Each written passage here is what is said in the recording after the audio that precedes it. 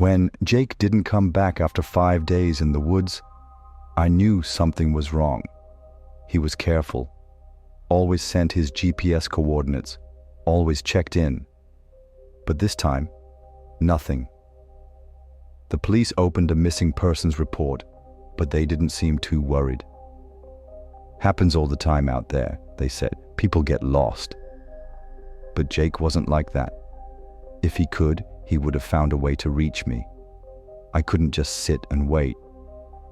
At dawn, I packed my gear, compass, map, sleeping bag, flashlight, and drove straight to the trailhead near Granite Creek. The deeper I went into the woods, the heavier the air felt. It smelled of wet earth and pine. No birds, no insects, just the crunch of dry needles under my boots. I followed his planned route for hours.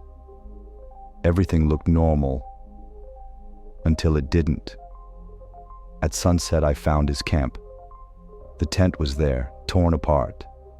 The sleeping bag was thrown onto the ground. His backpack was leaning neatly against a tree, and sitting on a nearby stump was my hunting knife, the very same one I lost 10 years ago, in another state. I froze. There was no logical way it could be here. Still, I decided to stay the night. Maybe Jake was nearby. I built a small fire and tried to get some sleep. That night, I had a dream. Jake stood waist-deep in murky water, reaching toward me, whispering, "Don't follow me." I woke up soaked in sweat. The fire was almost out. And around the camp, in the mud, I saw barefoot footprints leading toward the creek. I grabbed my flashlight and went after them. The next morning, I kept moving downstream. "Follow the water," Jake had once told me. "It'll always lead you back to people." But the more I walked, the less human the forest felt. The trail disappeared. The trees grew dense, choking the sky. Even the creek water looked wrong, dark and thick. I started marking trees with my knife. But later I found a tree that already had my mark. Old, faded, like I had been here before, or like someone else had.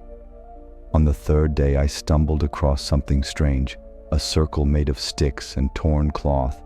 Inside was Jake's backpack, ripped open. Inside it was a photograph, a photo of me, standing next to my car, taken yesterday.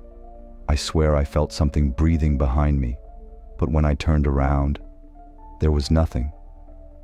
I don't know how many days have passed since then. The sky never fully brightens. Time blurs. I sleep when it's dark. I move when it's gray. Every night I hear footsteps nearby. Every night a voice calls my name. "Alex, over here." One night I saw a flashlight flickering in the distance. I ran toward it, but the light kept pulling away, deeper and deeper into the woods. I ran until my legs gave out. I crawled, I screamed.